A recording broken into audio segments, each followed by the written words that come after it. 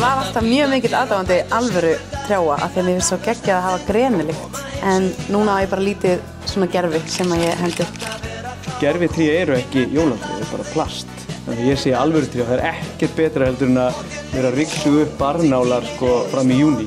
Besta jólagjöf sem ég hef gefið er, ég gaf mömmu minni jógadínu í fyrra, hún var ekki sátt.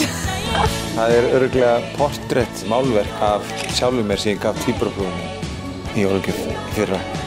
Jólin fyrir mér er hátíð fjölskyldunar, ást og umhyggja og allir öruggir saman. Uppáhalds jólahefðin mín er að sittast niður klukkan 6, hlusta á jólabjöllunar og borða góðan mat.